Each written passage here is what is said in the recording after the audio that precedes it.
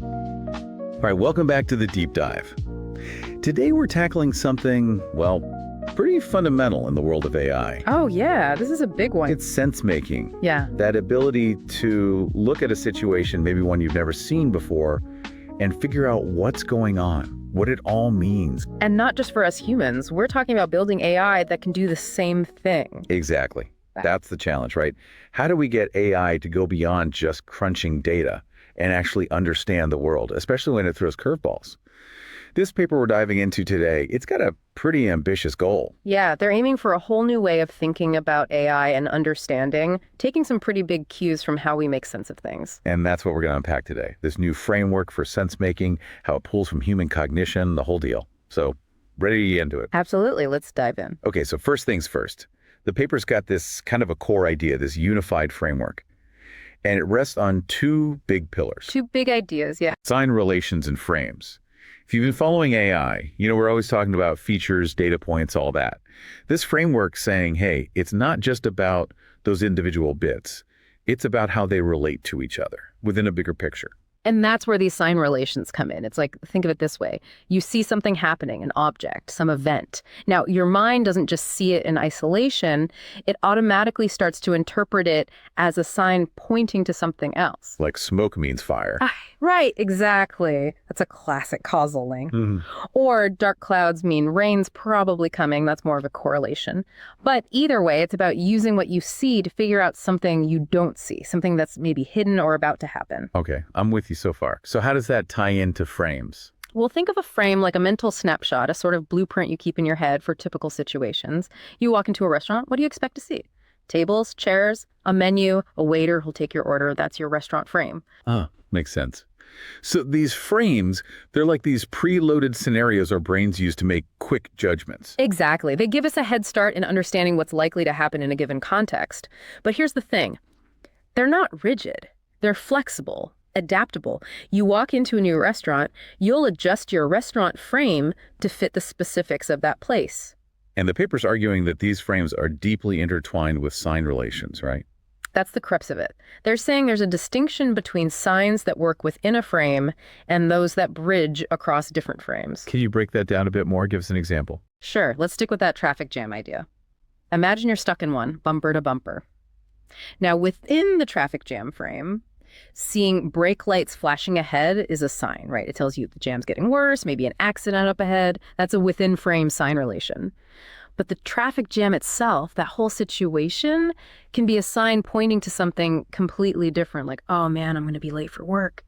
That's connecting your traffic jam frame to your work frame. That's an across frame sign relation. And that ability to connect the dots between different frames, different mental models, that's where things get really powerful. That's what gives us that deeper understanding, the ability to kind of predict what might happen next. Exactly. We're not just passively observing, we're actively making sense of the situation, anticipating potential outcomes. So we've got these sign relations, we've got frames, both working within and across situations.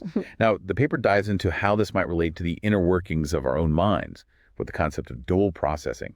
For our listeners who aren't familiar, can you give us the rundown on that? Sure.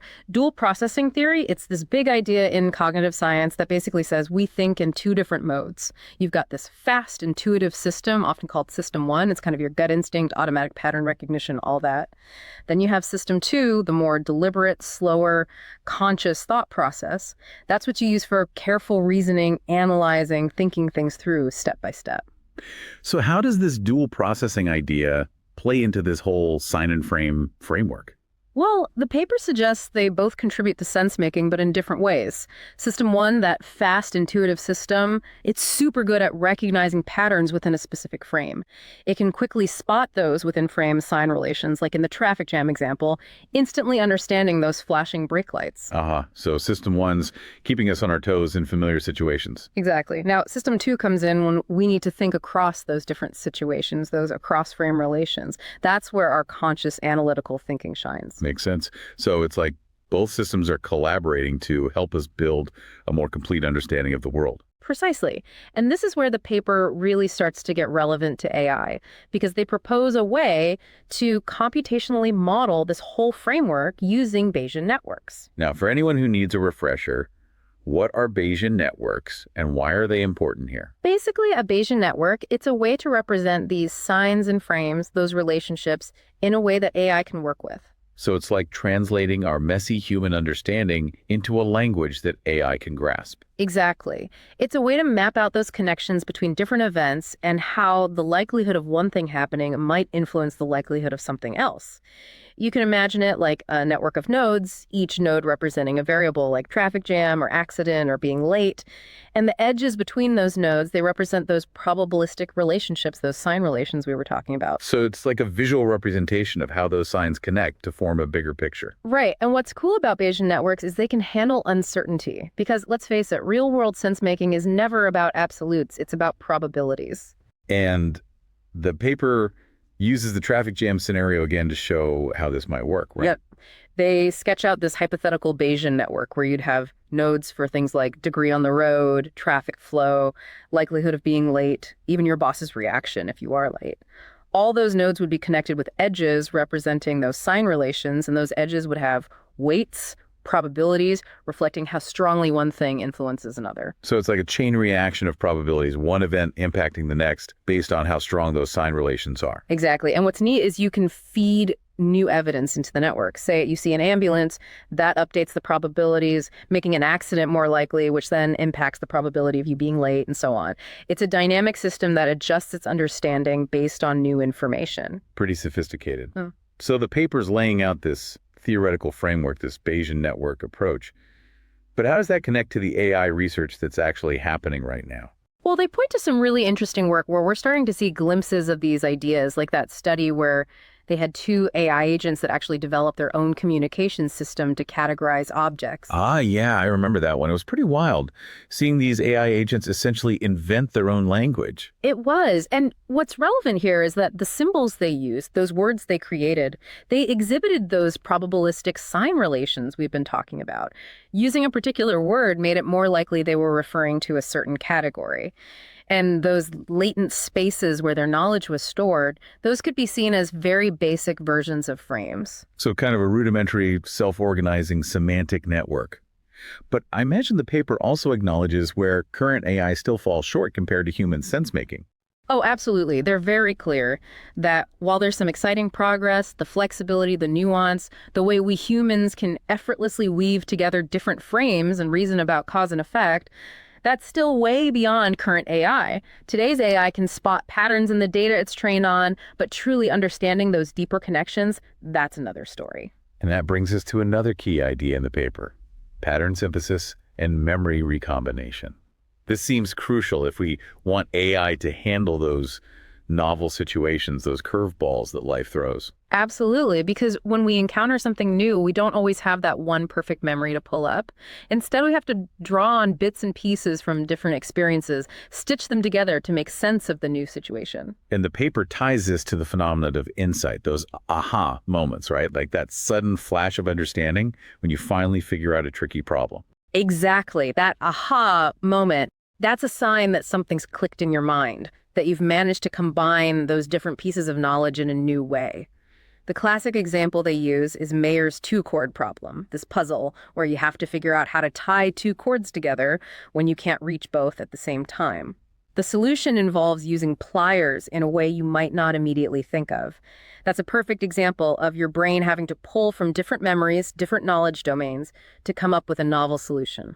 So it's like our brains have this amazing capacity to take familiar pieces and build something entirely new, something we've never encountered before. And the paper connects that to the quest for compositional AI, this idea of building AI that can combine its learned knowledge and skills in new ways to solve new problems. It's a huge goal in AI, right? Yeah. Being able to move beyond those pre-programmed behaviors and achieve that kind of creative problem solving. Absolutely. We're seeing this push in areas like reinforcement learning, where they're trying to get AI to string together basic actions to achieve complex goals, and in computer vision, where they're working on AI that can understand objects by breaking them down into their constituent parts and how those parts relate. But as the paper points out, explicitly programming this compositionality can be tricky. It's that classic challenge in AI, right? Sometimes trying to hand code everything just doesn't work as well as letting the system figure things out on its own. Yeah, and they mention Sutton's bitter lesson here. This idea that often the most effective AI systems are the ones that learn from raw data rather than being pre-programmed with a bunch of rules.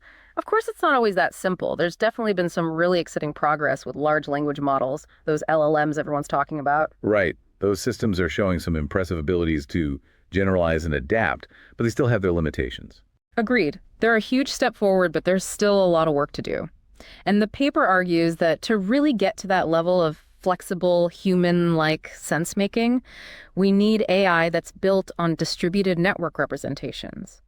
Specifically, they highlight content addressable memory. So let's unpack that. What's so special about content addressable memory, especially for sense making?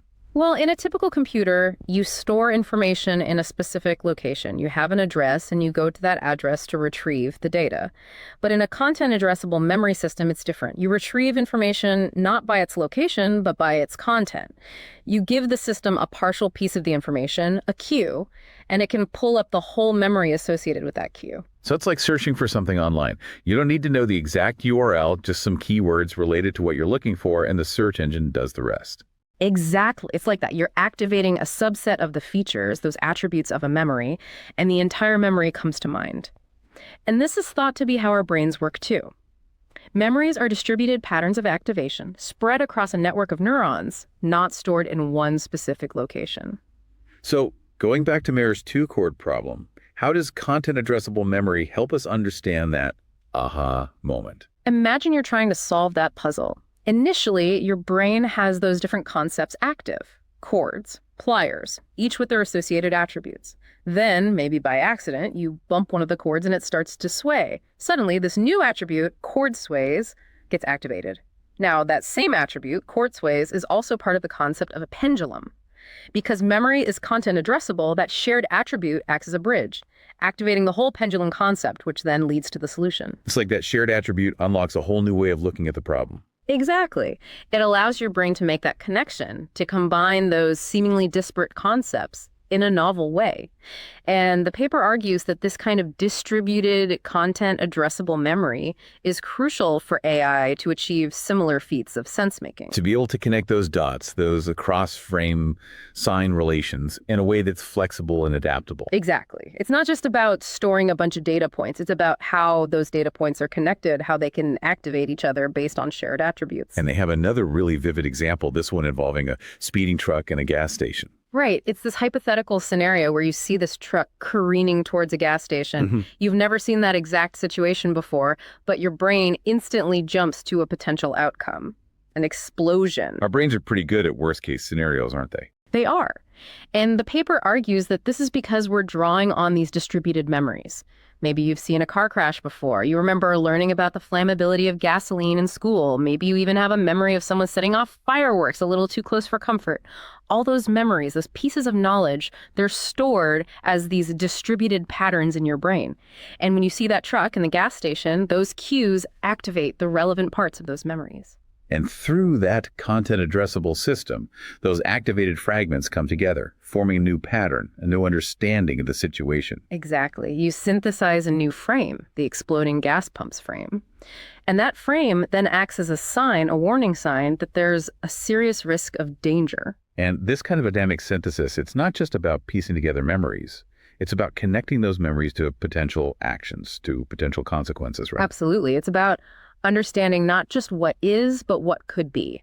And the paper emphasizes how important this kind of distributed knowledge representation could be for making AI more robust, less prone to those weird, unpredictable errors we sometimes see. Yeah, because with a distributed system, the AI isn't just looking for exact matches to what it's been trained on. It can generalize, it can adapt, it can combine those existing pieces of knowledge in new ways to handle situations it's never seen before. So it's about moving away from that rigid, rule-based AI and towards something that's more fluid, more adaptable, more like how we think. Exactly. And they also touch on this fascinating concept of embodied cognition. This idea that our understanding of the world isn't just abstract symbols floating around in our heads. It's deeply grounded in our physical experiences, in our interactions with the environment. They suggest that this might be a key to solving the symbol grounding problem, this long-standing challenge in AI of connecting those abstract symbols to actual meaning in the real world. That's a whole other deep dive right there. But bringing it back to the real world, they also discuss Project Maven, this military project, using AI to analyze drone footage. What did that example illustrate? Well, Project Maven showed that by using AI to highlight specific cues in the footage, things like people or vehicles behaving in certain ways, they could significantly improve the ability of human analysts to make sense of those complex situations, to predict what might happen next. So it's about using AI to augment human sense-making, to draw our attention to those crucial sign relations that might otherwise be missed. Exactly. It's a powerful example of how AI and human cognition can work together. All right, as we wrap up this deep dive, what are the big takeaways for the future of AI, for building systems that can truly make sense of the world? Well, I think this paper makes a pretty strong argument that we need to move beyond those current approaches, those purely data-driven models. We need AI that can handle those sign relations, both within and across those different frames, that can synthesize new patterns, that can leverage a more distributed, content-addressable memory system. And they even propose a potential algorithm, a way to actually implement these ideas. Yeah, they sketch out this high-level approach that combines Bayesian networks, those probabilistic models we talked about, with constraint satisfaction networks, which are good at handling complex interactions between different elements. It's a preliminary idea, but it gives researchers a concrete starting point. It's a fascinating glimpse into a potential future for AI, one that's much closer to our own human way of understanding the world. Absolutely. It's about building AI that's not just intelligent in a narrow, task-specific way, but that has that broader, more flexible intelligence, that ability to make sense of the unexpected, to adapt and learn, and even maybe someday to surprise us. Well, that's a thought-provoking note to end on. And for our listeners who want to explore this framework in more depth, we get a link to the full paper down below. Novel Notions. Now, for our Novel Notions segment, where we step outside the paper and speculate on potential future research directions. Given this focus on sign relations, frames, and distributed memory for sense-making, what kind of intriguing new avenues might open up? Well, one thing that really struck me was the emphasis on shared attributes as these crucial bridges for connecting different memories, different knowledge domains. It made me think about future AI systems that could actively search for those shared attributes, even hidden or abstract ones, across vastly different types of data. Like an AI that could see connections between things that seem totally unrelated to us. Exactly. Imagine an AI that's trained not just on text and images, but also on sensor data from robots, on financial markets, even biological data sets. What if it could spot those subtle underlying patterns that connect these seemingly disparate domains? It could be like a conceptual matchmaker, finding those hidden links that could lead to breakthroughs in science and understanding complex global problems, all sorts of things. Right, it could revolutionize how we approach research and innovation. That's a pretty mind-blowing idea. What's another potential direction that springs to mind? Well, the paper talks about these frames, these mental models, as being crucial for understanding. But what if AI could not only learn existing frames, but also create entirely new ones on the fly? Like, if it encounters a situation that doesn't fit any of its existing models, it could actually build a new one to make sense of it. Exactly. It would need some pretty sophisticated, unsupervised learning capabilities, maybe even something akin to our own intuition and exploration. But if AI could dynamically create those new frames, it would be a huge step towards truly general AI systems that can handle anything we throw at them. That's a pretty ambitious goal, but it's exciting to think about the possibilities. It is. And who knows, maybe someday those AI systems will even be able to teach us something new about the world, show us connections we never would have seen on our own. Well, that's the thought-provoking note to wrap up on. Thanks for sharing those forward-looking perspectives. And thanks to all of you for joining us on this deep dive into the fascinating world of AI and sense-making. Until next time, keep those minds curious and those connections firing.